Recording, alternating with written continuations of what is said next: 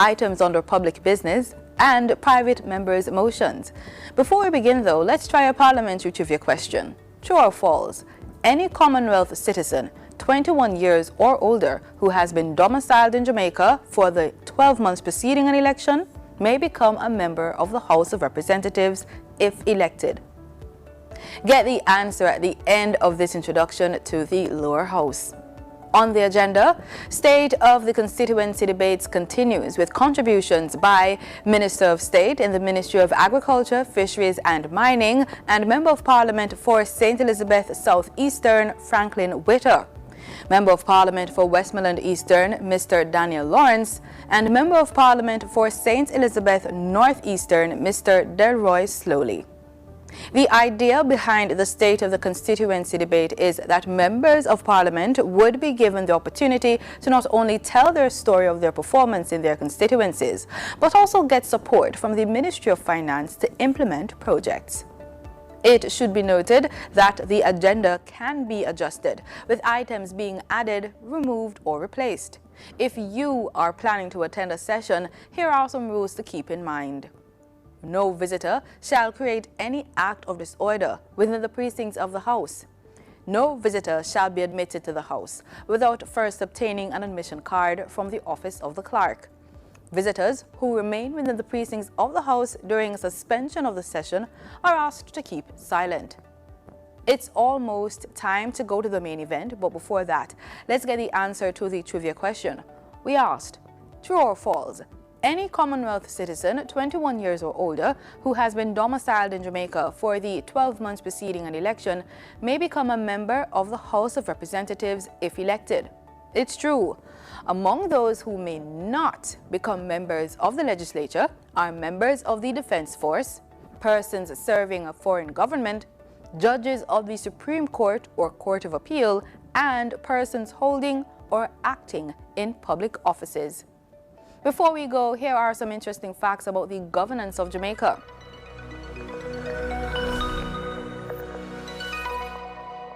Local authorities are those entities at the local level through which the Department of Local Government carries out its functions within communities. Their responsibilities include municipal parks and beautification, cemeteries, markets, abattoirs, ponds, parking facilities, and more. Your local authorities has two arms, the political and the administrative. The political arm is made up of councillors, headed by the mayor who chairs the council and is responsible for determining policies. The administrative arm, headed by a manager who advises and implements the policies of the council. Head of the administrative arm of the council is also secretary to the council and is therefore called the secretary or manager, except in the case of the Kingston and St. Andrew Corporation, where this person is called the town clerk, and Portmore Municipal Council, where this person is called the chief administrative officer. You might hear some of these positions or persons as you listen to the State of the Constituency debate in this session. Now over to the proceedings.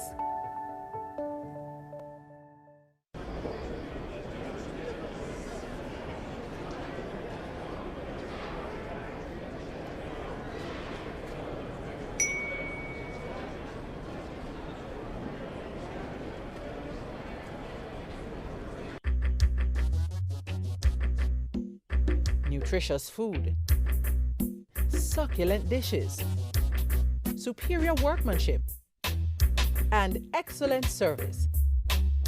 Jamaica is on the go. Let's grow what we eat and eat what we grow. Let's harness the indomitable spirit of our most valued resource, our people. Let's support our local businesses. After all, buying Jamaican means building Jamaica. Original. Watch the trend, pick up the trend. This are the trend for all the youths them. Watch the trend, pick up the trend. TREND. Big up the trend for education, teachers and the students. A fully bright future, yes, that are the new trend. Better governance, partner with the parents. Follow the big trend, elevate the youth them. Improve the schools, track performance, access and attendance. From infant, primary to university students. Turn up the skills training, full steam, we are getting. Follow the big trend, elevate the schools, yeah. Watch the trend, pick up the trend. This are the trend for all the youths them. Watch the trend, pick up the trend. TREND. For more technology, yes, and better planning, quality education, that's what should be trending. From principals to EOs, everybody winning. Follow the ministry. We're changing the system. Watch the trend, pick up the trend. This is Trend, Transforming Education for National Development, a program designed by the Ministry of Education and Youth to transform Jamaica's education system for a brighter tomorrow. Here it is! In case of an earthquake and the place starts shaking, drop, cover, and hold on. Drop, cover, and hold on. In case of an earthquake. There's a few tips that can keep you from harm. In case of an earthquake, you gotta stay calm. Move away from doors, windows, and things that can fall. Try not to use steps or elevators at all. Drop, protect your head on your face. Don't go running all over the place. Cover, under a bed or a table, against a wall that's firm and stable. hold on. You must hold on, don't panic, stay calm. Don't move until the shaking stops. Here it is! Drop, cover, and hold on. Drop, cover, and hold on. In case of an earthquake. Drop, cover, and hold on. Learn how to protect yourself during an earthquake. Log on to weready.org. That's weready.org for more information. What if I told you that you own thousands of acres of land, more than 100 companies with over 100,000 employees and billions in the bank? Well, I have news for you. You do. Jamaica belongs to you, and you need expert protection to safeguard those assets for your future, your children, and your children's children. And you already have it. A key protector is our Auditor General, whose role is outlined by the biggest, baddest law in all the land, the Constitution. The Auditor General's main job is to examine the financial reports of all public entities to ensure that they are accurate and that public funds are used appropriately and effectively to deliver public goods and services without waste, theft, and mismanagement. Here's how it's done. A team of highly trained auditors reviews and verifies that the right amount of money is spent on only what's approved in the national budget and in accordance with the laws and policies that protect public resources. Now, the right amount of money can be spent on the right things and Jamaicans still no benefit. So the Auditor General assesses the outcome for programs and projects as well. Audit reports will also contain recommendations to improve the operations of the audited entity, and the findings are submitted to the Parliament's Public Accounts Committee, the PAC. Every year, an annual report is submitted by December 31. Both government and opposition MPs serve on the PAC, and they summon public entity managers to answer questions so that they and the public, the real owners, yes, you, can understand what went wrong and how to prevent a recurrence. What are some things that can and do go wrong? Cost and time overruns, missing financial reports, unreported losses, unauthorized spending, unsupported payments, unlawful contracting, undisclosed conflict of interest, and more. Though the AG identifies the abuse of laws and policies, the law does not empower that office to penalize or sanction, but it does empower the Financial Secretary in the Ministry of Finance. It is also the duty of other anti-corruption and law enforcement bodies to grab the button and investigate to ensure penalties are applied when appropriate. But the AG alone can't watch all. So when things don't look straight, the Minister of Finance, members of Parliament, Cabinet, public servants, and importantly, you must blow the whistle and the AG will look deeper. So this is where you come in, with 4 things you can do to strengthen those who are fighting to protect our future. Tune into PBCJ on Tuesdays for the PAC and mind your business, Jamaica. It's our belongings, but we have to move like we understand that. And next time you hear a news report about the AG, you just left it up to the media. Visit the AG's website at www.auditorgeneral.gov.jm and check out the findings yourself. Then, keep track of how government has fixed the issue or not at www.jampja.org's Accountometer. And if you're not happy with what you see, it's your job to contact your employees. It's easy when you visit the MP tracker on jampja.org. This is how we can do our part to make Jamaica land we own, Jamaica land we love, and Jamaica land we run well. A message from the Jamaica Accountability Meter portal, funded by the European Union and UK Aid.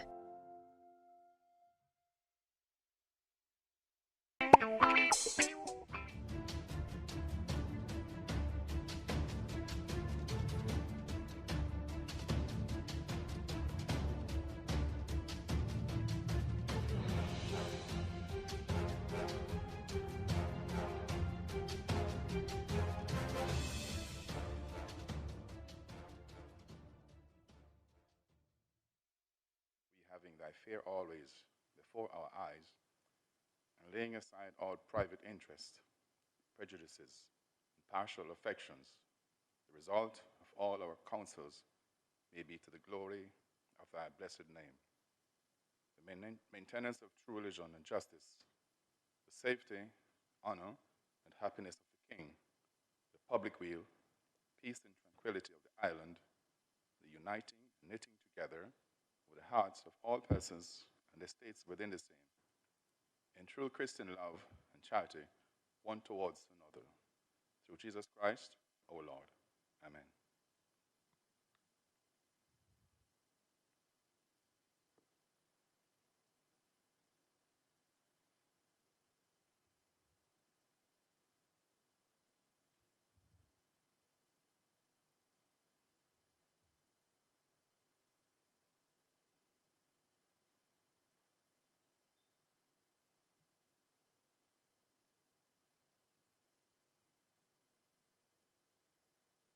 You may be seated.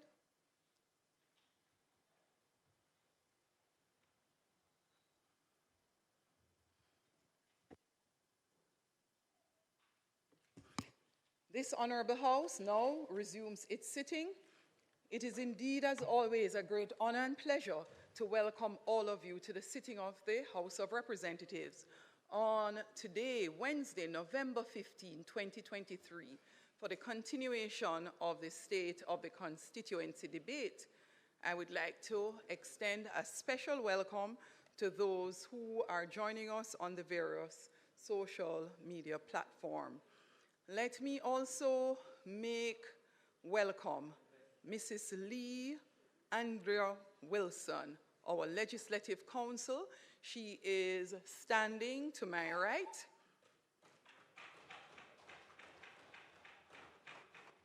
She is formerly a clerk of the courts at the Corporate Area Traffic Court and has been there for the last 4 years.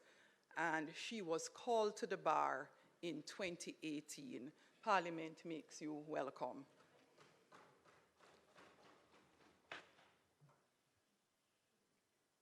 Call of the roll.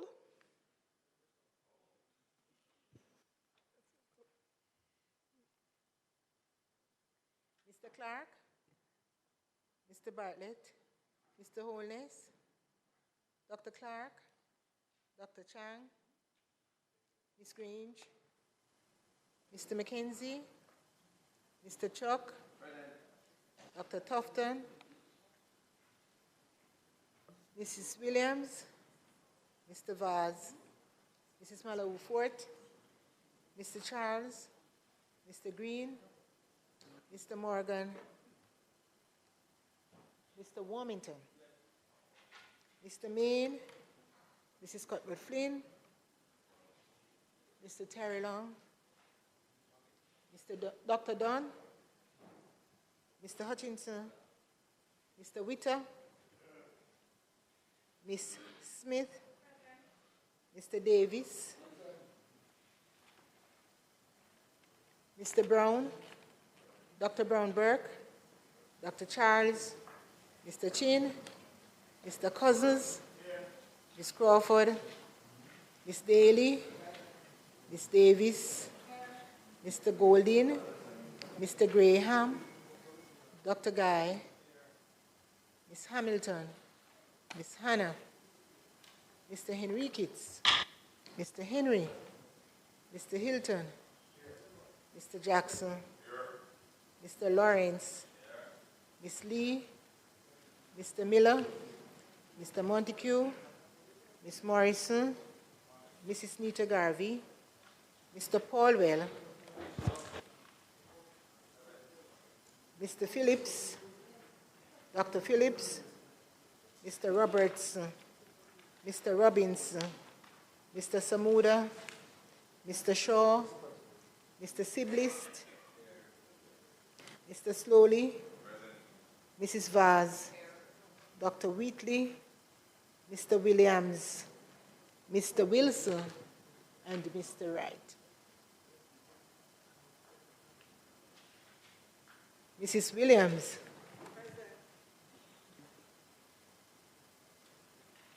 House Leader. Madam Speaker, can we just proceed as normal with the agenda? We have two short matters, and then at public business we go straight into the State of the Constituency debate. Thank you, House Leader. Agreed. Statement by ministers. Announcements. Laid on the table of the House today are copies of the annual report and audited financial statements of the Aeronautical Telecommunications Limited for the financial year 2021-2022.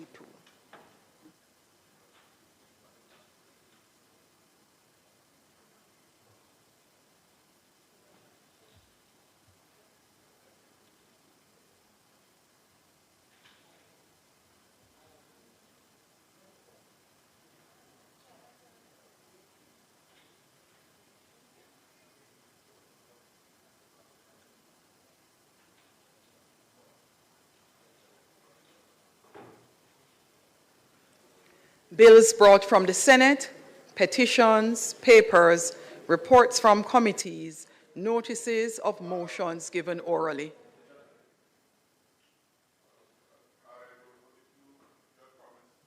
Mr. Luton is with you, member. Member from St. Catherine South, have that discussion with Mr. Luton first. Thank you. House Leader, notices of motions given orally.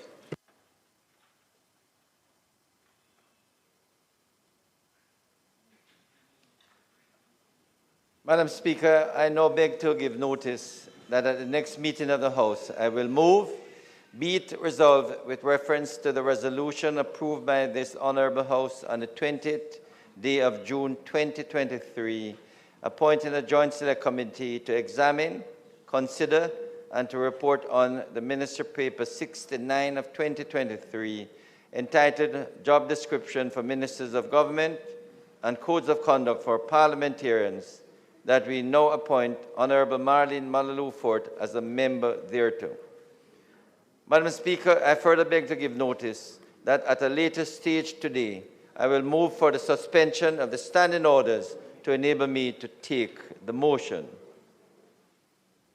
Madam Speaker, I further beg to give notice that at the next meeting of the House, I will move, whereas Standing Order 32C1 stipulates that the State of the Constituency debate shall last no longer than 6 weeks, and whereas the 2023 to 24 State of the Constituency debate commenced on October the 3rd, 2023, and the 6-week period will therefore expire today, November the 15, 2023, be it resolved that notwithstanding Standing Order 32C1, the State of the Constituency debate be extended until December the 5th, 2023. Madam Speaker, I further beg to give notice that at a later stage today, I will move for the suspension of the standing orders to enable me to take the motion. Thank you, House Leader. Questions and answers to questions? Motions that may be made at the commencement of public business requiring notice, motions relating to the sitting of the House, motions for leave to introduce bills, presentation of bills without leave of the House first obtained, public business. House Leader.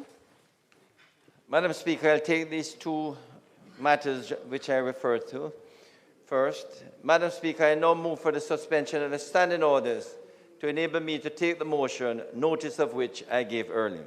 The question is that the standing orders be suspended to enable the minister to take the motion, notice of which was given earlier. Those in favor? Aye. Those against? The ayes have it. Madam Speaker, I ask for the motion be approved. The question is that the motion, notice of which the minister gave earlier, be approved. Those in favor? Aye. Those against? The ayes have it.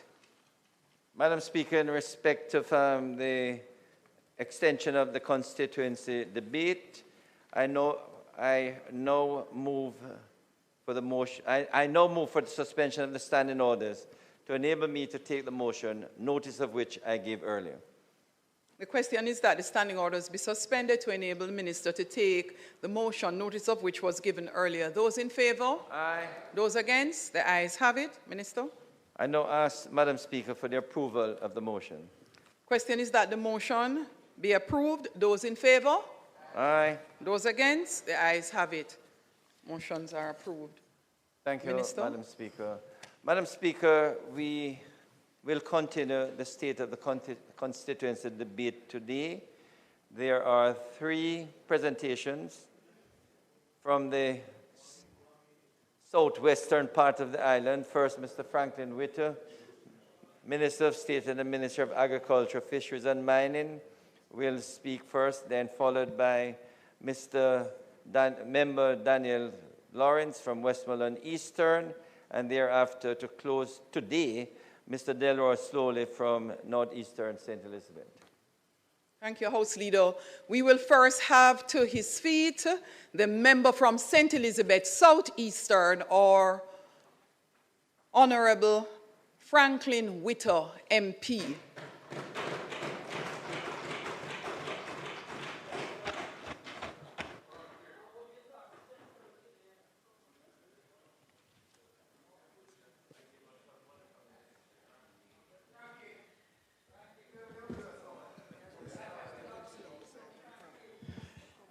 Thank you very much, Madam Speaker.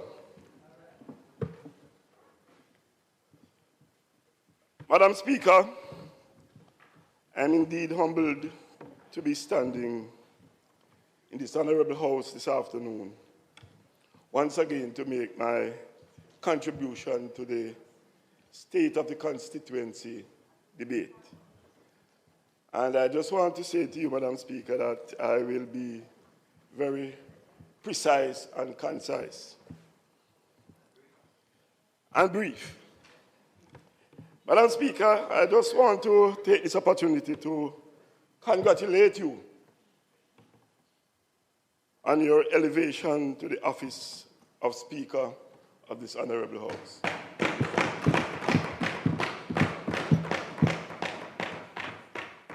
Madam Speaker, as a former Deputy Speaker myself, I've watched you perform several times in that capacity. And the kind of maturity and patience that you exhibit in terms of your judgment and the decision that you make. I believe that most, if not all of us here, are very comfortable and happy to have you as our Speaker.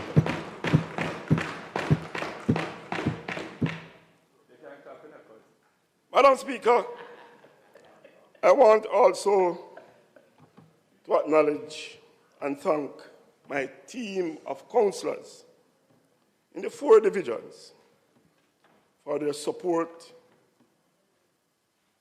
for the supporting role that they have continued to play as I try my best to serve the people of Southeastern St. Elizabeth. And I mentioned the 4 councillors, Madam Speaker, because as a leader of the constituency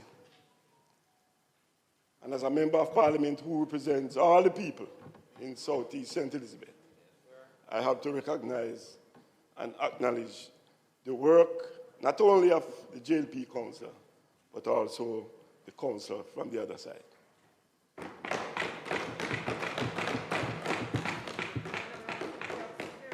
We have been working together as a team in St. Elizabeth Southeastern to ensure that we give the people in that constituency the representation that they deserve.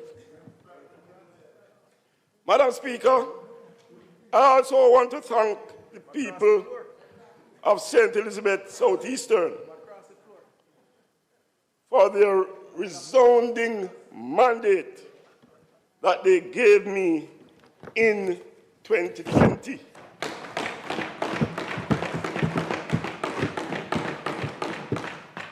Madam Speaker, I'm convinced that with the kind of representation that they are getting at this time, the margin of victory of just under 3,000 votes then will be doubled the next time around, whenever the elections are called.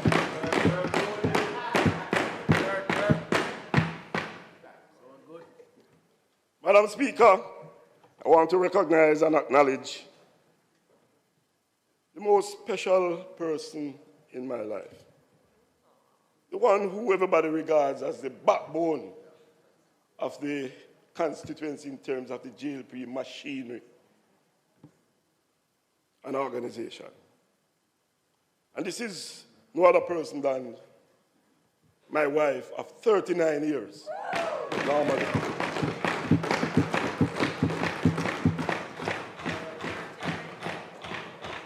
39 wonderful years. Madam Speaker, I also want to acknowledge and thank the Most Honorable Andrew Michael Honis, Prime Minister of Jamaica, for his continued confidence in me, in allowing me to be a part of this great administration of the Jamaica Labour Party.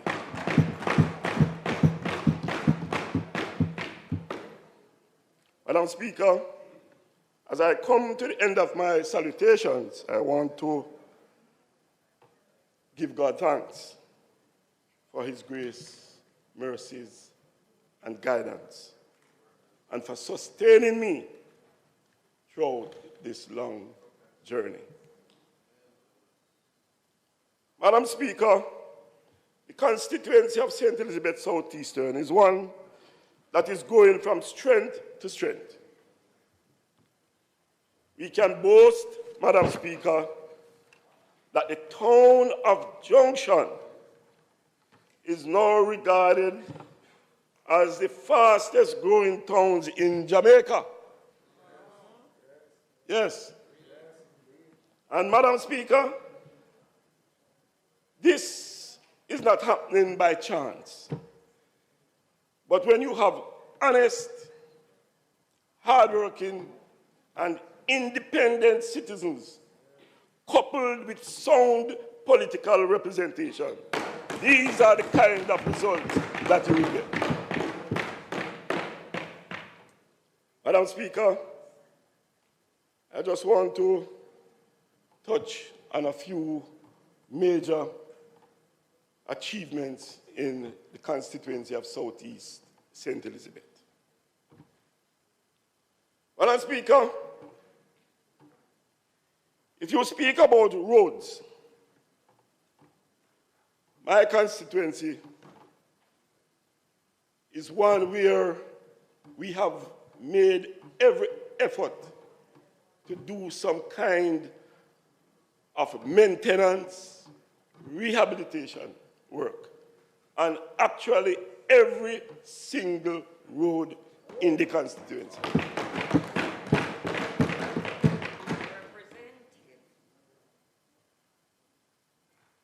Madam Speaker, I've mentioned this many times in this honorable house when I make my presentation, and I always try to implore my fellow colleagues on both sides to have a look at how I handle the CDF. Madam Speaker, every single year for the last 7 years, I utilize 60% of my CDF allocation to do repairs and maintenance to the roads in my constituency.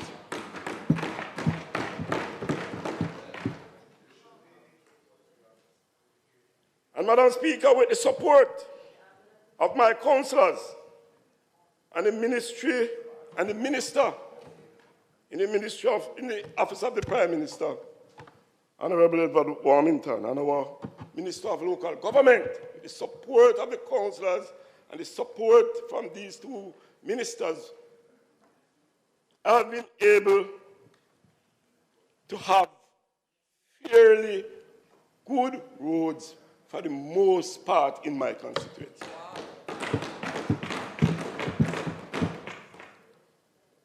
And Madam Speaker, the few roads that are really in bad condition as we speak, at this time, all of them are in different stages of being addressed.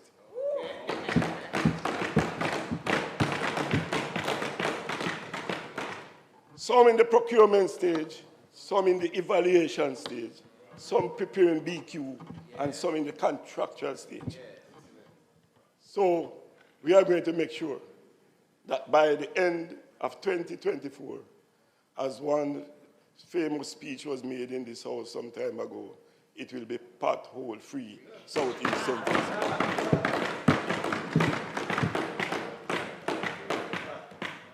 Madam Speaker, as it relates to water, we are now experiencing one of the greatest transformations that we have ever seen in St. Elizabeth in terms of improvement in the water infrastructure. Madam Speaker, we have completed the Essex Valley domestic water supply.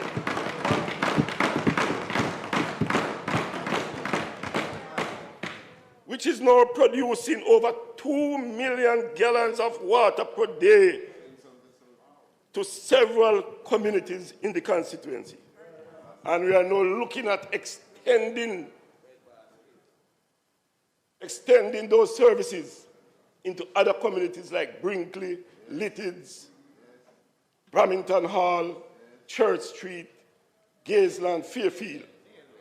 All those communities now, we are putting them and getting them ready for the extension phase of the Essex Valley domestic water supply.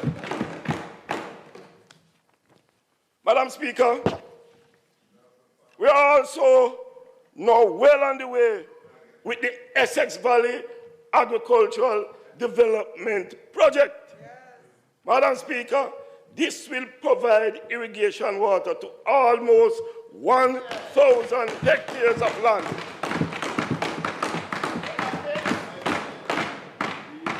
Impacting hundreds of farmers in the constituency. And this is being done so that we'll be able to create greater wealth for the people in the constituency.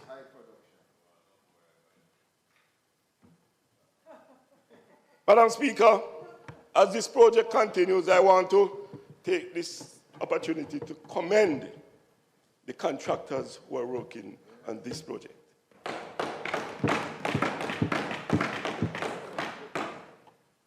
Madam Speaker, this project will also provide value-added components in terms of cold storage, packaging house, processing plant, and marketing solutions. So, Madam Speaker, we will not support the farmers with inputs and leave them on their own. We'll make sure that the long-standing problem that we have in terms of glut and waste at times will be a thing of the past.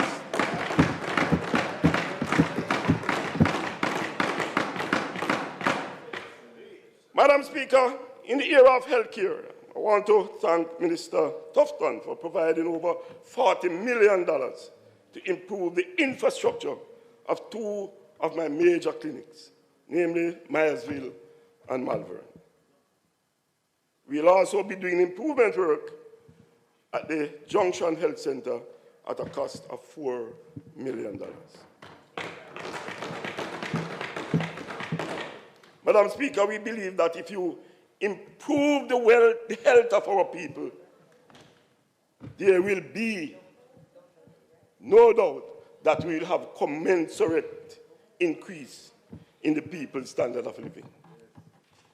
Madam Speaker, a lot of positives are taking place in my constituency.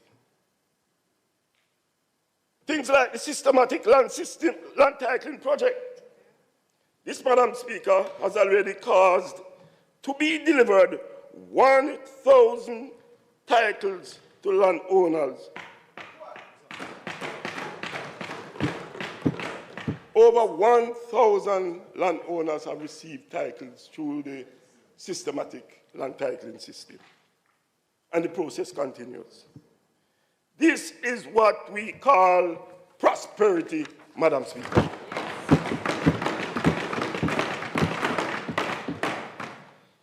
Madam Speaker, with this kind of prosperity that is taking place in Southeast St. Elizabeth, I just want to remind my finance minister, notwithstanding that he's not here at this moment, that a lot of revenue is being created, and so it will be quite fulfilling for us to put a facility in this fastest growing community to collect these revenues. And by that I mean, Madam Speaker, we need a tax office in Junction. Yeah.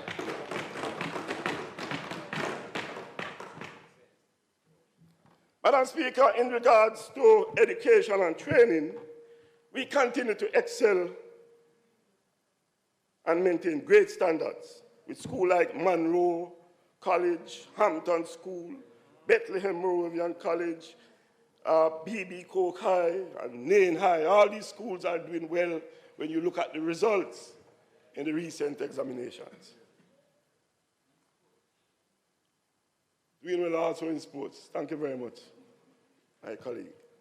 Madam Speaker, we have also expanded the program at the Derrick Rochester Heart Complex in Junction by acquiring additional space to facilitate various new innovations and offerings. That is now taking place at the Derrick Rochester Complex in Junction. So, as the Prime Minister mentioned, that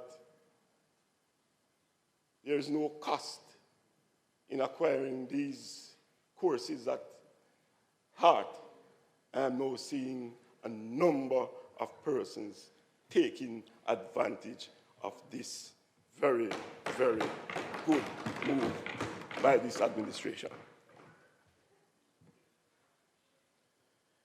Madam Speaker, as I close, yes, I want to declare in this honorable house that the people of St. Elizabeth South East are saying to the rest of Jamaica and the world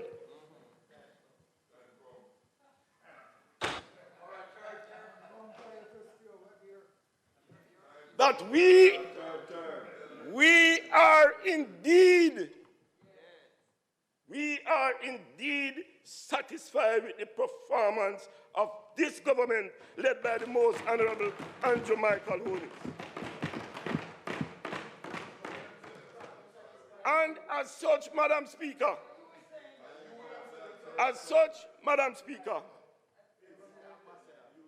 our minds are well made up and we're not turning back.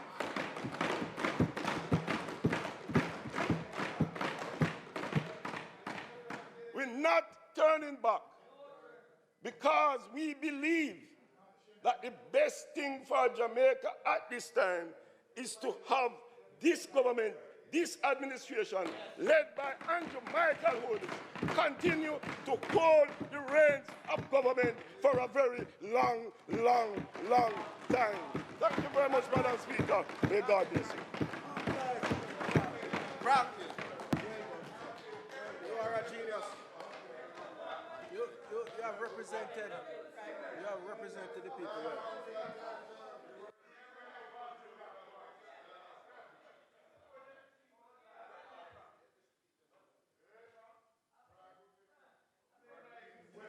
Madam Speaker, I would like to thank the member from St. Elizabeth Southeastern for a very vibrant and dynamic presentation. And his contribution was well received by the House, and I am sure by his constituents and the people of Jamaica. I now ask Mr. Daniel Lawrence to make his presentation.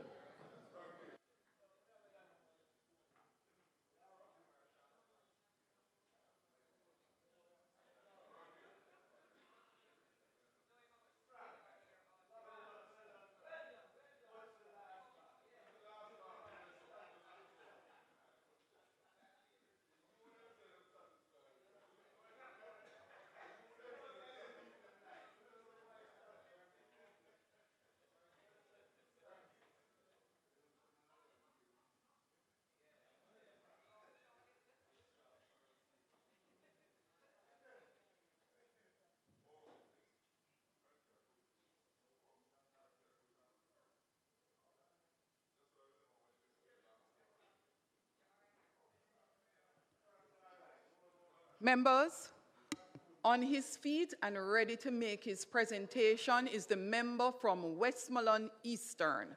We now welcome Member Daniel Lawrence.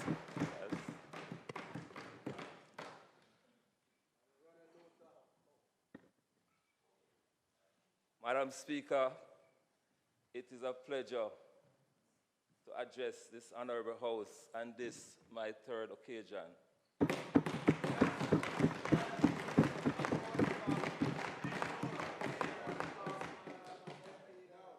To report to this country and to the people of Westmoreland Eastern and my performance during the past year.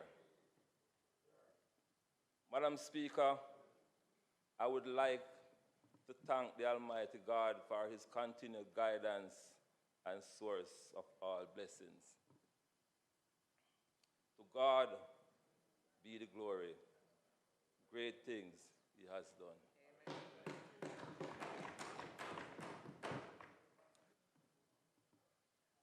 The month of November is celebrated as National Youth Month, a global celebration which celebrates our youths through a variety of month-long activities aimed at recognizing, engaging, and empowering Jamaican youths. Youth are being challenged this year under the theme, the Year of the Youth, trending for a sustainable future.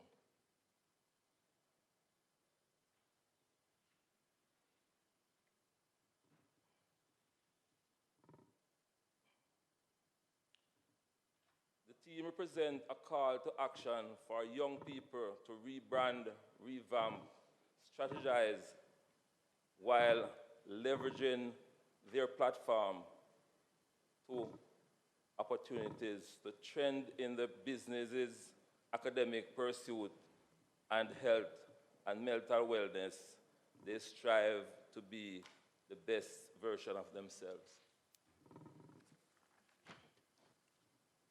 Commendations to our Prime Minister, the Most Honorable Andrew Holness, for his strong leadership. Jamaica is stronger and more prosperous today under his firm and courageous leadership.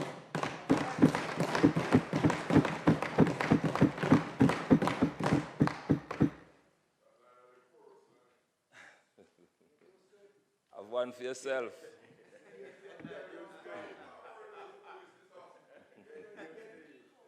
Westmoreland Eastern Constituency and in Westmoreland Eastern Constituency, and particular the hard-working councillors, caretakers, and workers who have dedicated themselves to supporting me in working to improve the lives of the citizens of Westmoreland Eastern.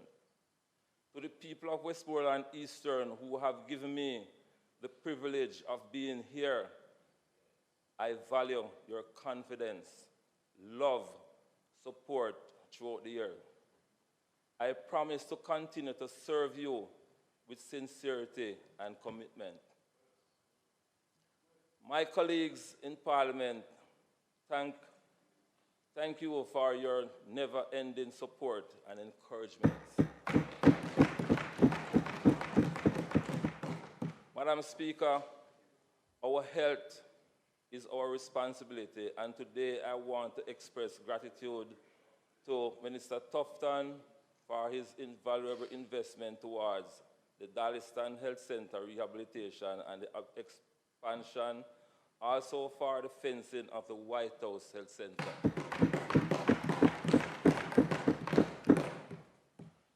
Education has always been my top priority. Once again, Madam Speaker, we have hosted 4 back-to-school medical fairs in the 4 divisions where we did free medicals, eye testing, supplied students with bags, books, and stationaries. Additionally, we allocated $2.5 million towards book vouchers for students. At the graduation ceremonies of the 2 high schools in my constituency, Madam Speaker, I pledged $100,000 scholarship for the 2 highest performing students.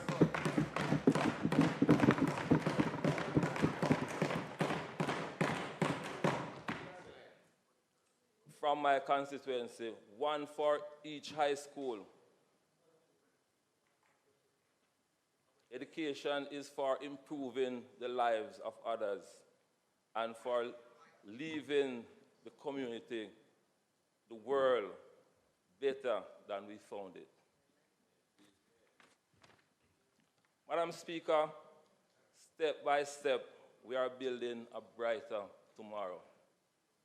Madam Speaker, we continue to lobby for our farmers as our constituents are highly dependent on farming. We cannot overemphasize the road conditions that they have to travel on.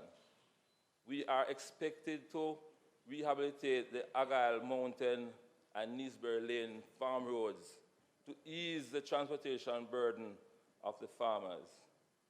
Madam Speaker, over 70 bags of fertilizers were distributed to farmers across the constituency.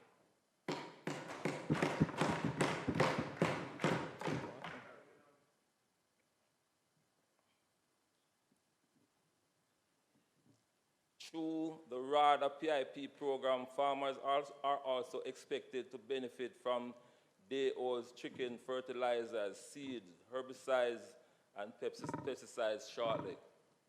Madam Speaker, as a proud product of fishing, I relentlessly lobby for the road leading to the fishing village in White House to be fixed.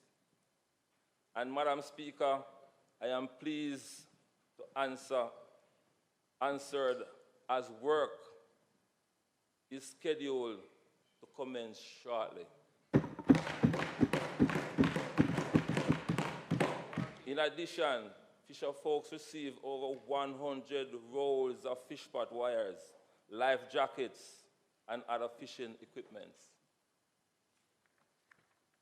Madam Speaker, through a $40 million allocation receives, several roads patching has been done across the length and breadth of the constituency. Areas such as Ramsey Corner to Lambs River, Seaford Town to Stewie, Seaford Town to Dundee, Bethel Town to Stewie, Hopetown to Windsor Forest, Hopetown to Akendown, Bigos, Darliston to Bamboo Gully, Petersville, and more patching is soon to be delivered.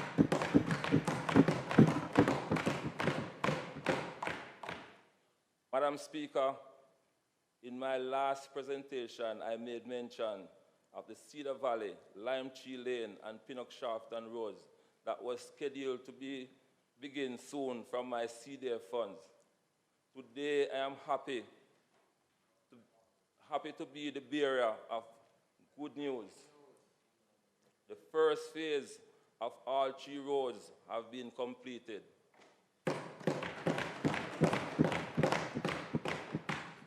Madam Speaker, another 2 roads, Road Town in White House and Mall Road in Betheltown, are presently in procurement stages and are slated to be rehabilitated through the CDF funds. Prosperity time for the people of Westmoreland Eastern.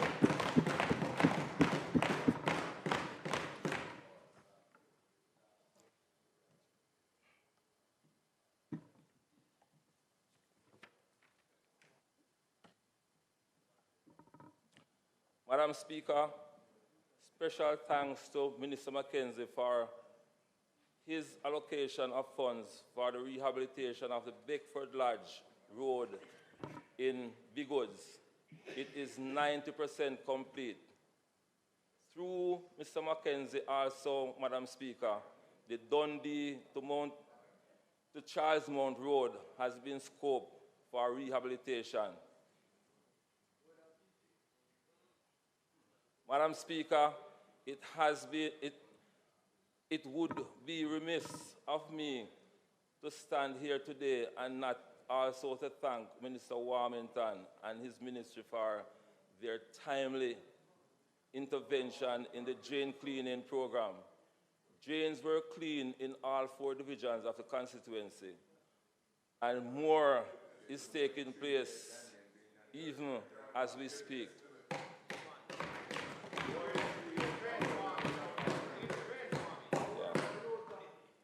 Madam Speaker, $10 million allocation was allocated for the top road in Darlington, which is 70% complete. Again, Madam Speaker, in my last presentation, I made mention of the Witter to Darlington main road. Today, I am happy to announce that work is in progress. This road, Madam Speaker, is used by over 3/4 of the constituency, and the people are extremely happy, as they have been waiting for this type of prosperity for decades. Madam Speaker, we have the Garden to Congress, Cave to Bagney, Chesterfield to Seaford Town, Stewie to Seaford Town, Hopetown to Akendown, White House to Ferris, and the list with Enderby A for rehabilitation.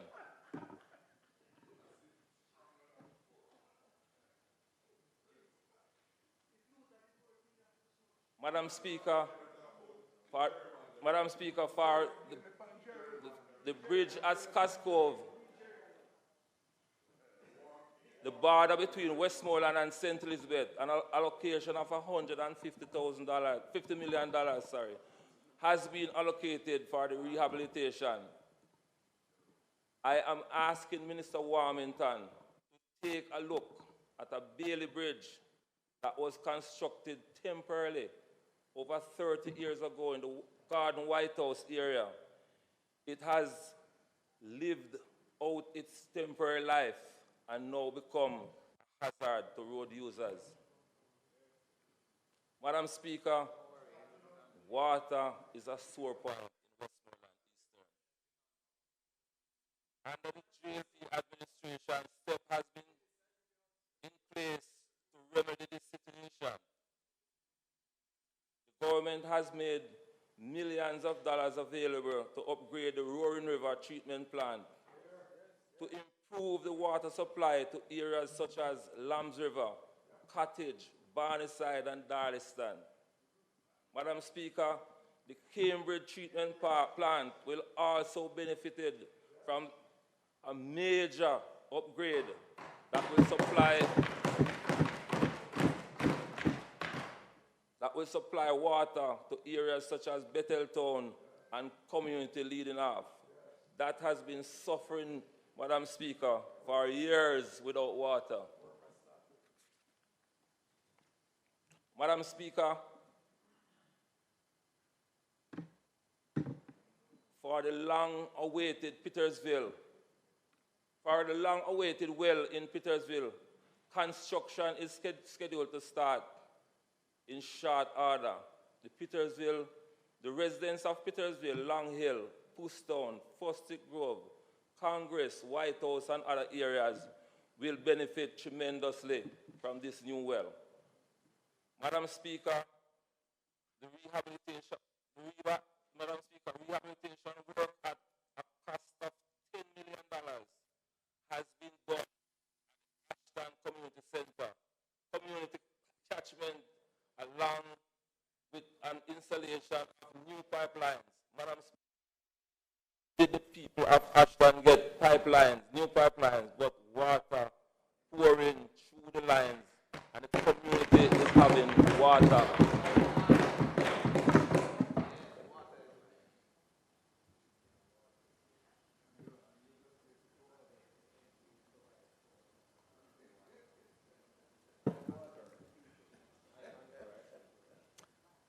Madam Speaker, with the rippling effect of the drought, Minister Mackenzie has made a great input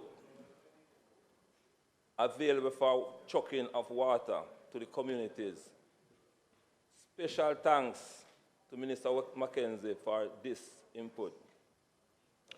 Madam Speaker, in recognizing the importance of growth in our economy, we have distributed approximately 300 entrepreneurial grants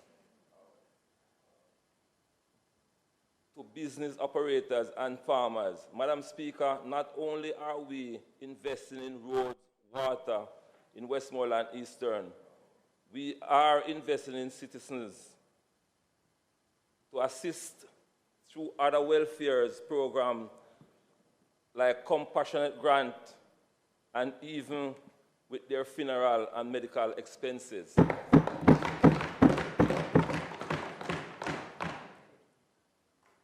Hats off to the Minister of Labor and Social Security, Minister Pernell Charles Jr., which has assisted constituents through short-term poverty alleviation program.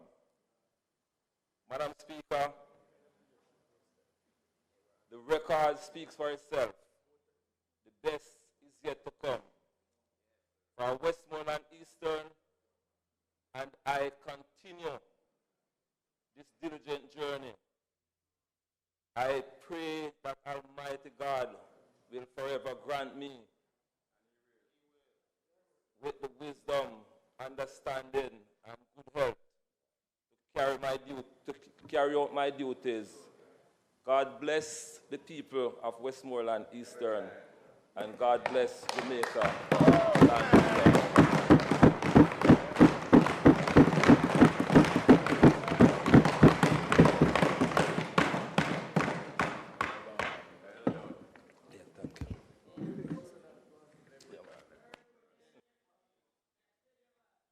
House Leader, turn on again. Madam Speaker, I want to thank the member from Westmoreland Eastern for his presentation, and we will continue.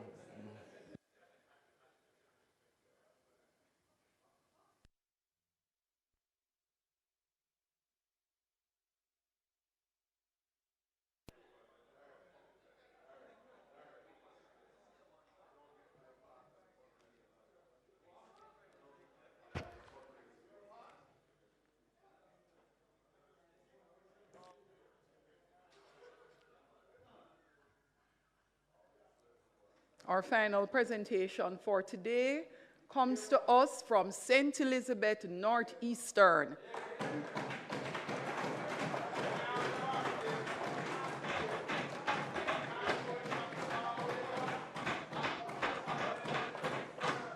The House is energetically and enthusiastically welcoming Member Delroy slowly to his feet. Thank you, Madam Speaker. I ask permission to speak from a seat, which is not mine. Permission granted, member. Thank you, Madam Speaker. Madam Speaker, in this little booklet I have here, it's a short story of transformation through action.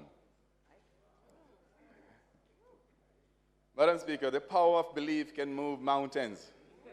When you believe you can, you most certainly will. With great honor and pride, I rise to deliver my third State of the Constituency debate as the Member of Parliament for St. Elizabeth, Northeastern.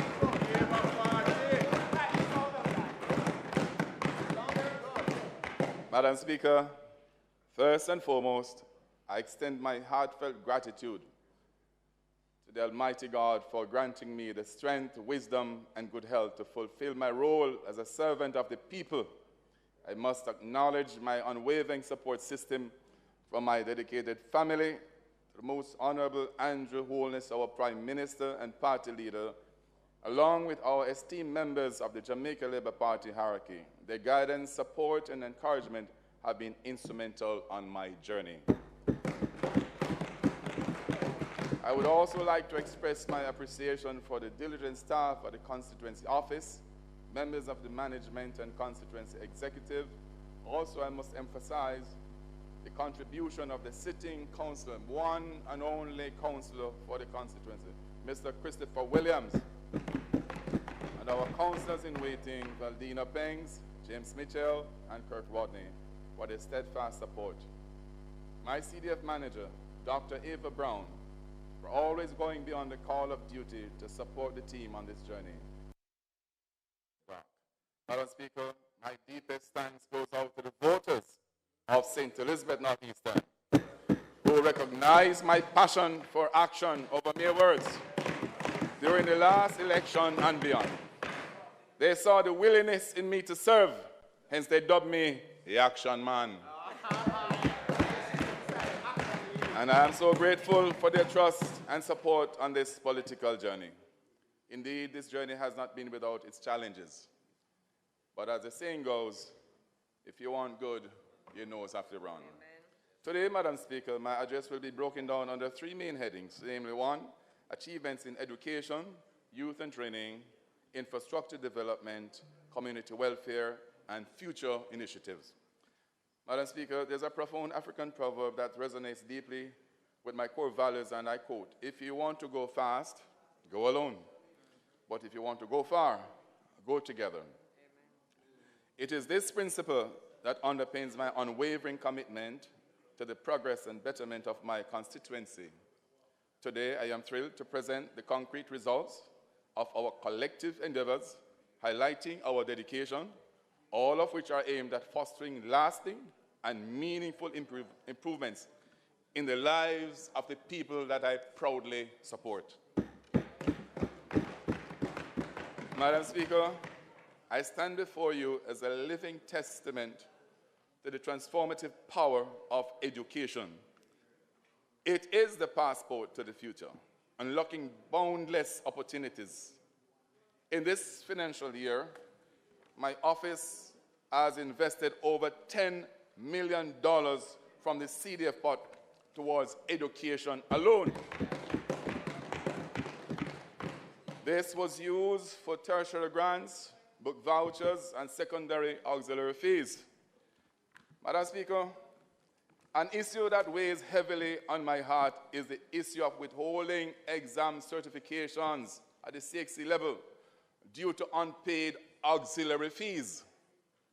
I can speak to this based on my personal experience this academic year, where my office provided intervention to the sum of $1 million to offset outstanding auxiliary fees close to 100 students, Madam Speaker. These students would have been otherwise disenfranchised from accessing further career and educational prospects. I think this is an unconscionable act, especially when education is a platform for the betterment of this country, Madam Speaker. Yep. By withholding these certifications, we are essentially punishing and sabotaging the prospects of these young people whose families are already struggling to send them to school. I am calling on the necessary authorities to put an immediate stop to this practice and find alternate means of resolving this situation. Through this, Madam Speaker, through the strategic collaboration of my office and Hard Trust NSTA, we have successfully certified more than 63 individuals at level 2 in housekeeping. These individuals now stand prepared for both local and overseas opportunities, enriching their socio-economic potential and contributing to the growth of our nation. I am enjoying prosperity, member, over here.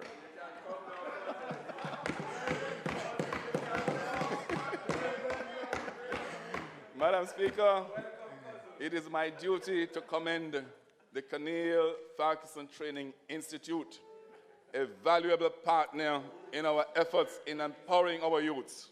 In collaboration with the Office of the Member of Parliament, this institution, since October of 2020, Madam Speaker, has trained over 1,500 young men and women.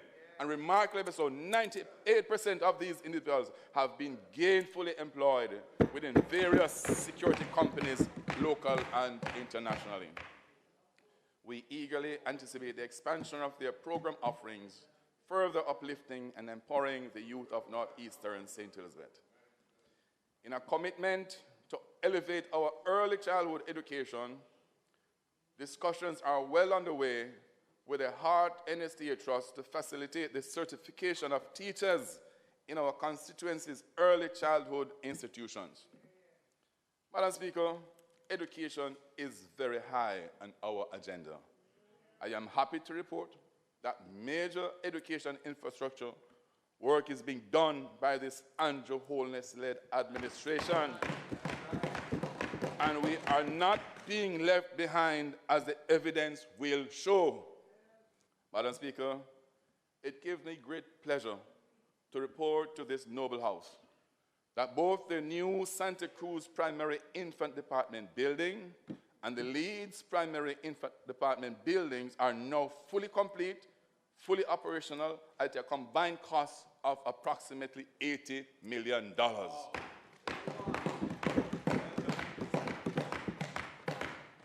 Madam Speaker, we're not done yet. I am happy to report that we have yet another infant department, a third one since being Member of Parliament, to be started at the Roses Valley Primary School in Balaclava at a whopping cost of $47.9 million. For this one, Madam Speaker, tomorrow morning at 10:30, we will be handing over the site to the contractor for the building to be started in a few days, and we expect completion by the end of March 2024. Madam Speaker, Northeast St. Elizabeth is in great hands, and we are not being left off the prosperity train. We are fully on board. I want to give credit, Madam Speaker, to our hard-working Honorable Minister Favor Williams, dedicated Minister of Education and the Chase Fund for making all this possible. Madam Speaker, we're not done yet.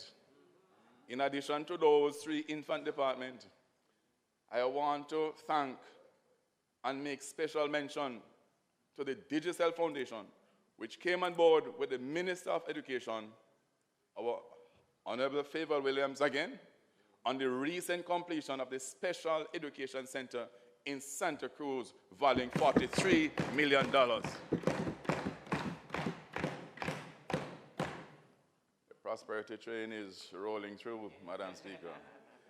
I have made mention of the impact that the Farm Work Overseas Employment Program has on my constituency in my last speech, particularly as we are a rural community. This program, Madam Speaker, acts as an economic stimulant to many farmers and their families.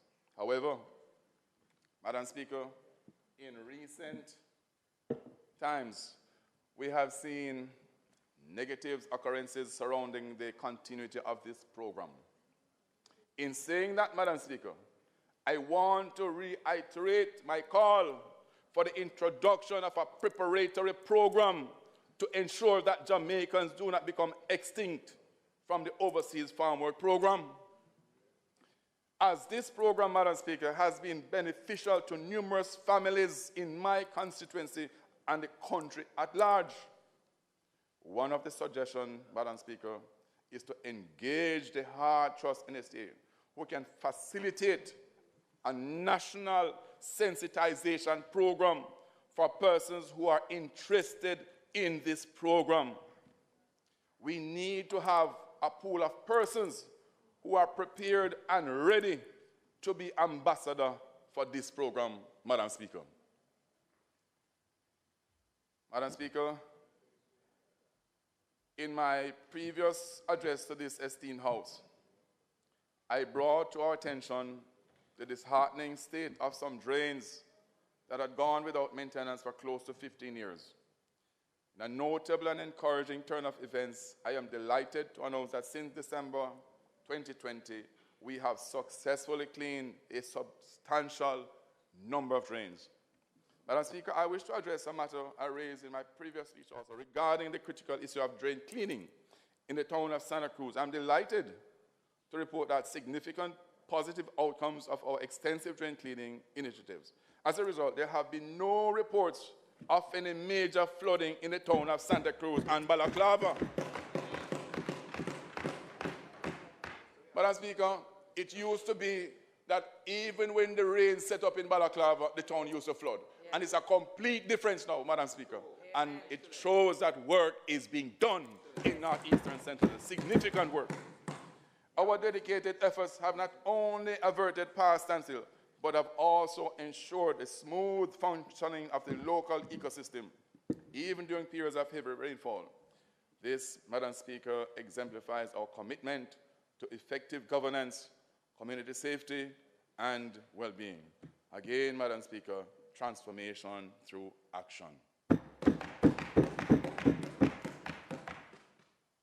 Madam Speaker, it gives me great pleasure to share with this honorable House that through partnership between PAHO and the Ministry of Health, we were able to carry out major infrastructural work valuing in excess of $100 million on the renovation and expansion of the Santa Cruz Health Center, Madam Speaker. This Andrew Holness-led government is serious about the health and well-being of its people. And I'm happy that the empirical evidence shows that we are not being left behind, Madam Speaker. I also want to give credit to Dr. Christopher Tufton for his efforts in making this major development possible. In addition, we will be receiving $11 million that will be going towards provisioning sidewalk for the entire corridor leading to the health center. Sidewalk and road improvement, Madam Speaker.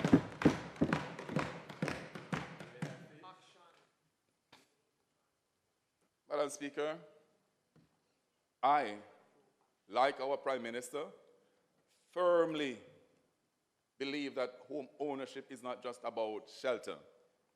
It symbolizes security, stability, and the creation of economic wealth, independence, and mostly important, cherished family memories. It is with great honor, pride, and gratitude that I acknowledge the most honorable Prime Minister's unwavering commitment to St. Elizabeth Northeast. He has fulfilled his promise by personally presenting, Madam Speaker, three-bedroom house to 3 deserving families. Just a few months ago. And if that wasn't sufficiently impressive, Madam Speaker, we are nearing 70% completion of yet another 3-bedroom unit in Georges Valley in the Braze River Division, which will soon provide another family, Madam Speaker, with the gift of a secure and comfortable home. Our dedication to securing shelters for families in need led us to forge a partnership with the Heart Trust NSTA, Madam Speaker. This collaboration allowed us to address the housing needs of an elderly constituent in Grosman, again in the Braze River Division, by providing a one-bedroom housing unit, which also provided training and certification to the trainees of this said project. Madam Speaker, as we all know, major investments have been done in terms of modernization of our police stations and facilities across the length and breadth of Jamaica.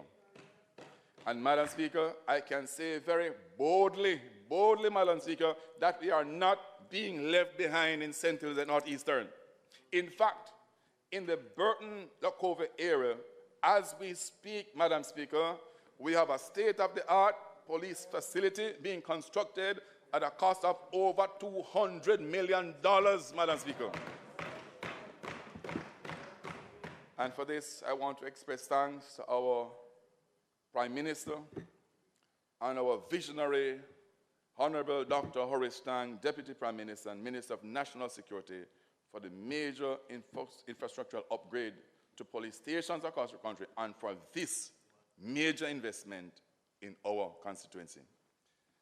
Madam Speaker, in line with the commitment to ensure that the residents of Northeastern Central Belt keep pace with the rest of the country, the hard-working Honorable Minister Darrell Vaz, Minister of Science, Energy, Telecoms and Transport, has played a pivotal role in bridging the digital divide, ensuring that every nook and cranny of Jamaica is equipped with Wi-Fi service. During this financial year, we continued our collaboration with the Universal Service Fund, which enabled us to bring on stream an additional 2 community Wi-Fi connections, namely in 7 Corners in the Santa Cruz Division and in Quickstep in the Balaclava Division. And also, Madam Speaker, by the end of this financial year, we intend to have a 3rd being installed in the township of Silo, which will benefit both the students and the staff of the primary school and the residents in general. I want to make special mention of the Universal Service Fund CEO, Mr. Daniel Dawes, who has really been instrumental in this endeavor, and I look forward to our continued partnership. Madam Speaker, I have a passion for community development from I was a boy. And that passion has led me to make the sacrifice of gifting a former family home, which has become the resource community center for residents of the community that I live in 7 Corners.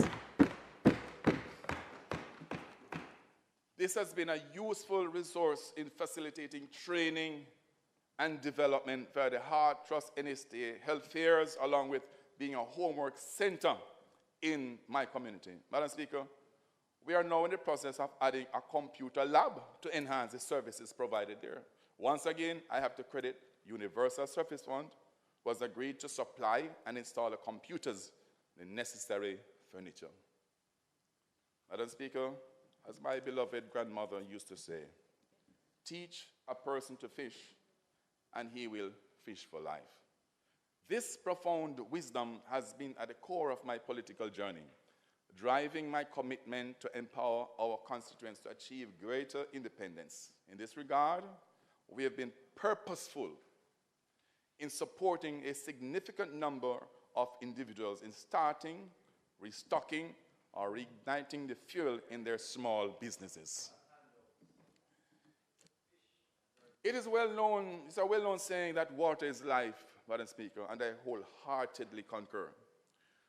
The distribution of water remains a pressing issue for the residents of Northeastern St. Elizabeth. This concern affects not only households, but also farmers, local business, and our educational institutions. As I mentioned before, this matter continues to demand our attention. Madam Speaker, we continue to explore sustainable solutions to address water scarcity challenges in our region, focusing on the well-being and prosperity of all constituents. In this regard, Madam Speaker, I am pleased to report that while challenges persist, we have made significant progress in certain areas. And I will name them, Madam Speaker. Roses Valley Primary School, for example. For years, this institution has been grappling with a lack of proper water supply, rendering it potentially unsafe. Madam Speaker, I'm proud to share that in conjunction with the rural water supply, pipes are now being laid, leading to a 20,000-gallon self-sufficient catchment tank towards the efforts of increasing water harvesting to provide safe and secure water to the students and staff alike. This is estimated to be handed over by December of this year, Madam Speaker. In the community of Pepper, Madam Speaker, a new well has been drilled and a 200,000-gallon storage tank constructed to facilitate the greater Mandeville water supply system and to provide water for the community of Pepper. But, Madam Speaker, this brings joy to my heart because sometimes in a presentation previously, I made mention of the danger of extracting water from our backyard and sending it to another jurisdiction. Because, Madam Speaker, it is frankly dangerous. And I'm happy that good senses have prevailed. And our hardworking minister, Matthew Samuda, has decided that out of that specific project, which was geared towards the Mandeville Greater Water Supply System, they have agreed that we will have to benefit first, Madam Speaker. And so it is, pipes, as we speak, are being laid in the Pepper community to be able to augment our water supply system. So things are happening, Madam Speaker. Another initiative in this regard is linking the Long Hill well to the Southampton well to provide additional capacity of potable water for the Southampton and surrounding communities. Madam Speaker, the Content well that mainly serves residents of Santa Cruz is in the process of being upgraded to increase the capacity to 1.5 million gallons of water being drawn from the well per day. This will bring additional supply of the precious commodity to more people within the Santa Cruz division. Madam Speaker, additionally, this one is very close to me. For a number of years, Madam Speaker, we have been having water lock-off in the silo division merely because of turbidity level. Turbidity level is a key test factor of the water quality. But turbidity level is simply dirty water. And I've always been asking, why is it that a treatment plant cannot be created to avert this kind of situation? Madam Speaker, I am happy to report to this noble House that costing, preliminary costing has been approved. Preliminary designs have been approved. And Madam Speaker, we're expecting that in the new financial year, commencement of this treatment plant will be done in the Bedloman water supply area that will make a difference in the lives of the residents of mostly the silo division. Madam Speaker, I am often involved in taking care of things with my constituents and using my resources. For some people it's a problem. But this is something that I've been doing long before politics, Madam Speaker. And it gives me great joy and pleasure to be able to do that.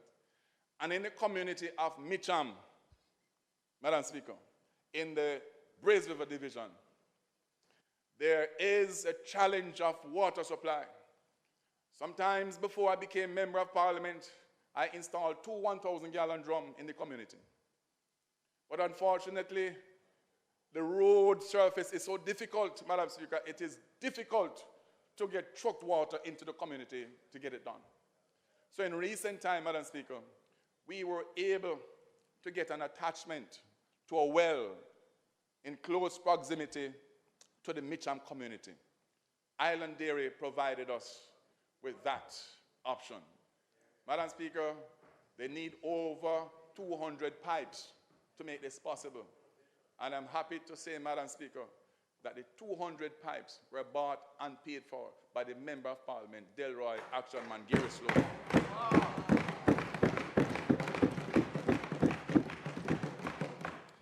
In our mission to secure improved water distribution for my constituency, my team and I are continuously working toward meaningful and lasting solutions, such as the above mentioned, Madam Speaker. And these are just some of the reasons why my constituents dub me the Action Man. Madam Speaker, today I am honored to present a comprehensive overview of the vital infrastructure work that has been underway in our constituency, focusing on projects that are crucial to enhancing our daily lives and bolstering the region's development. This infrastructure, Madam Speaker, work reflects our unwavering commitment to progress, prosperity, resilience, action, transformation, and community growth. I want to give credit to Honourable Minister Warmington, who gave $40 million to every Member of Parliament to rehabilitate roads within their respective constituency. From this funding, we selected 3 major corridors, namely Santa Cruz to Leeds, Aberdeen Road, the Lackover to Burn Savannah corridor, where extensive work has been done in each. Over the past year, we were able to do remedial work on 15 other minor roads in our constituency. Madam Speaker, I am happy to report that finally, major rehabilitation work will commence on 2 major corridors in our constituency, namely Santa Cruz to Leeds corridor and the Lackover to Burn Savannah corridor, with a combined value of over $250 million, with an expected start date of March 2024. Madam Speaker, we have a number of other minor roadways that are slated for repair within the next couple of months, mainly Waterloo, Retirement, Burnt Ground, Lovers Lane, Hanson Avenue, Balaclava Town to Oxford, Main Road, Leeds School Road, Bagdale Mountain, Burton Town, etc., etc. In addition, Madam Speaker, this is another one which is dear to me. The residents of Pepper are set to benefit from our partnership with the RADA Farm Rehab Program with a value of $11 million for the Number Road in the Breeze River Division. And why I say it is somehow dear to me, Madam Speaker, I remember about a year ago, I had a discussion with residents of the community. And what they told me, Madam Speaker, was that there was an elderly lady that took ill in the night. And they literally had to get a wheelbarrow to put the lady in to get her out of the community, Madam Speaker, because of the condition of the road. And this has been so for the past 30-odd years, Madam Speaker. This is not something new that I have seen and experienced. And it is shameful. It is embarrassing. And so I am happy to report that we are going to change the lives and the conditions of the people of Number. Transformation through action. Madam Speaker, I am calling on the NAA to consider installing roundabouts at 2 significant areas in our constituency. I speak of the Lovely Point entrance and exit and the Burn Savannah entrance and exit. These are danger zones and accident-prone areas that, if roundabouts were to be installed, would certainly elevate and facilitate, will certainly reduce the number of fatalities on our roadway. While there have not been any major accidents at these 2 points, I raise them today because there have been many close calls, and as my granny would say, a stitch in time saves 9. Madam Speaker, I am pleased to report that the community of Balaclava, that has been without a fire station for decades, will be having one soon and very soon.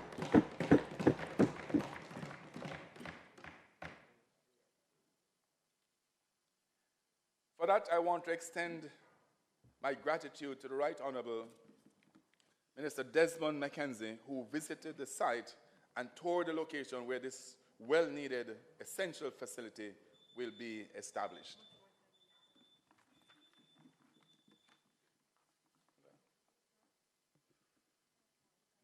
House Leader, the member's time for speaking has expired. It doesn't make sense to ask for any time in excess of 5 minutes because it will not be granted by the Speaker, and that will apply across the House. I ask that this time be extended by 6 minutes, Madam Speaker. The question is that the member's time be extended by 5 minutes to facilitate the completion of his presentation. Those in favor? Those against? Members, I am making sure it is clearly understood that this Speaker is going to apply the rules and the standing orders. And we are encouraged as quickly as possible, whatever we would like to be the proceedings in the House, amend the standing orders.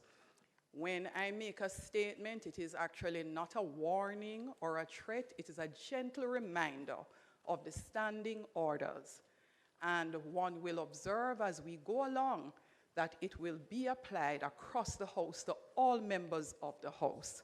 Thank you very much, members. Mr. Slowley, you may continue and complete your presentation. Thank you, Madam Speaker. In reflecting upon my recent activities, I am compelled to highlight a particularly impactful endeavor that resonates deeply with the spirit of community service. That is none other than that of Akelia Dunkley, a 14-year-old student of the Black River High School who sustained third-degree burns from the gas explosion at her home. Madam Speaker, once I was made aware of the grave situation by Mr. Stephen Josephs, project manager at the San Marino Foundation, I took the lead by personally contributing US $5,000 and then leveraged my business network, and together we swiftly raised approximately US $10,000 of the needed US $45,000 required by the end of the same day for the ambulance service to airlift her to the USA. Madam Speaker, I want to make special mention of Mr. Willard Chambers, the CEO of Courier Jamaica Limited, for his prompt response and invaluable donation of US $2,000 to the venture. I also, Madam Speaker, want to extend gratitude to Minister Floyd Green and Mr. Eugene Morgan, who has his law firm in Santa Cruz. They generously contributed from their personal resources towards this endeavor. This achievement would not have been possible without the crucial support of Minister Dr. Christopher Tufton, Minister of Health, and the Honorable Favour Williams, Minister of Education. Their expeditious actions were instrumental in ensuring Akelia timely transfer to the Joseph M. Silburn Center in Augusta, Georgia, where she has successfully completed 7 surgeries as part of her treatment, Madam Speaker. And I'm happy to report that young Akelia is now back in Jamaica recuperating. I can also report, Madam Speaker, that Minister Desmond McKenzie has visited the home of Akelia and has committed to a new housing solution for the family. And in conclusion, Madam Speaker, the theme for this debate is transformation through action. And I stand before you today to affirm that action is not just a buzzword, but a core principle that guides my service to the wonderful, hard-working, resilient people of St. Elizabeth, Northeastern. I want to express my deepest gratitude to all those who have supported me on this journey, from the constituents who placed their trust in me to the dedicated members of my team, the most honorable also Prime Minister, and the various partners and organizations that have joined hands with us to bring about meaningful change. Madam Speaker, we have seen tremendous achievement in the areas of education, youth empowerment, water supply, road infrastructure, and housing. These achievements are not just numbers and statistics, Madam Speaker. They represent the lives transformed, the future made brighter, and the communities uplifted, Madam Speaker. As we continue to take action and work tirelessly for the betterment of our constituency, I, Delroy Gary Slowley, a.k.a. the Action Man, want to reiterate my unwavering commitment to progress, prosperity, and community growth. We have made significant strides, but our journey is far from over.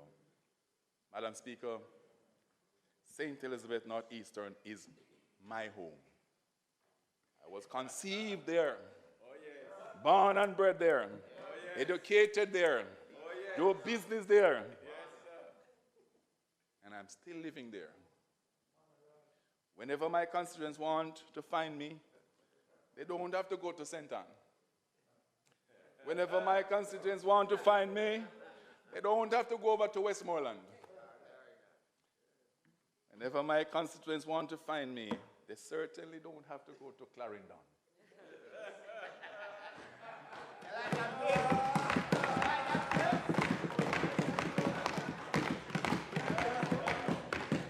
Madam Speaker, they know exactly where to come. My final words, Madam Speaker, I'd like to say, I'm on Banya. I'm on Anya, and I not leave you. Thank you, Madam Speaker. God bless you all. Thank you very much.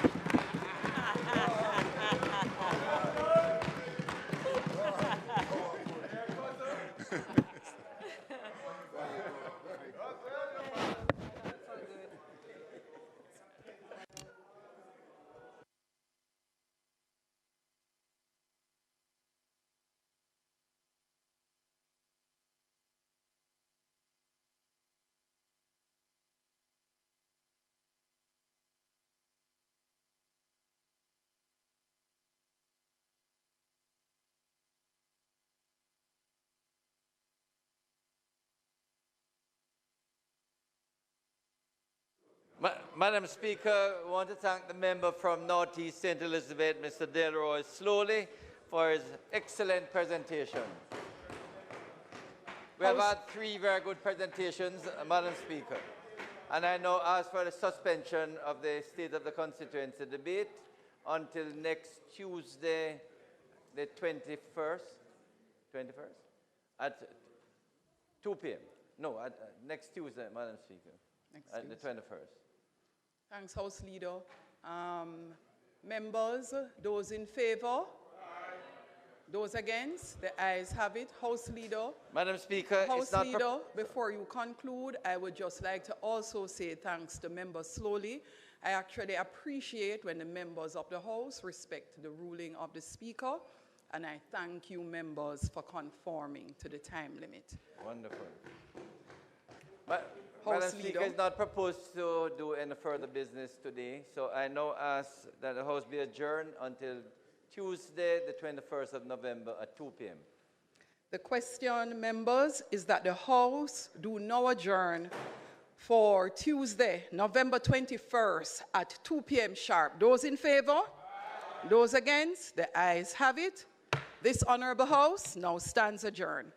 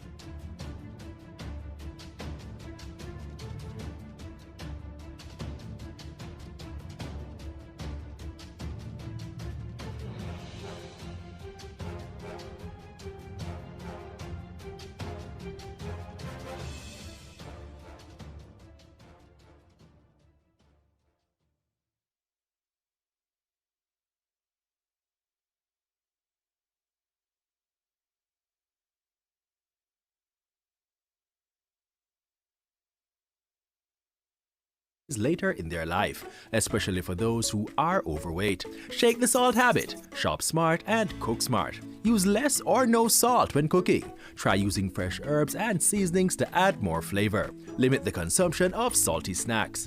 Take the time to carefully read the nutrition labels on food products to identify those high in salt and choose the healthier options. Remember, no more than 2 grams of salt per day from all food sources for children under 11 years of age.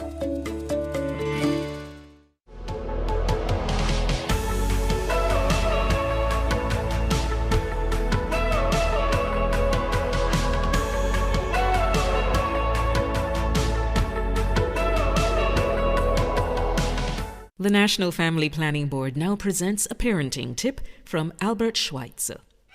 There are only 3 ways to teach a child. The first is by example. The second is by example. The third is by example. Do you wish there were a way your community could get funding to improve a school, health center, sports program, and more? There is! It's the Constituency Development Fund. Here are a few things you probably didn't know about the CDF and how you can make it work better for you. The CDF policy promotes citizen participation in community development and protection of taxpayers' funds. It outlines that MPs are to meet with citizens at least once every 2 years to agree on the projects needed. You know, it used to be once a year? We should really go back to that. Projects developed without community consultation are not to be approved by the bipartisan CDF Parliamentary Committee. There are 26 government agencies that implement projects, usually for a small fee. Funds are provided directly from the Office of the Prime Minister to the implementing agency, not through the Member of Parliament. The CDF unit monitors project costs and implementation, so if you have questions about how the CDF are run in your community, contact them. To ensure no one project or community gets all the funds, there are 6 project categories with spending limits for each. There must be no less than 5 and no more than 20 projects each year. To learn more, visit jampja.org to view your MP's CDF info and tell them how this fund has impacted you. If you don't see your MP's CDF reports, then put them under little pressure, man. Call, tweet, email. Ask them when they'll submit it and when is the next CDF meeting. Change is possible. It's already happening. What we need is you. A message from the Jamaica Accountability Meter Portal, funded by the European Union and the Inter-American Development Bank in partnership with the Private Sector Organization of Jamaica.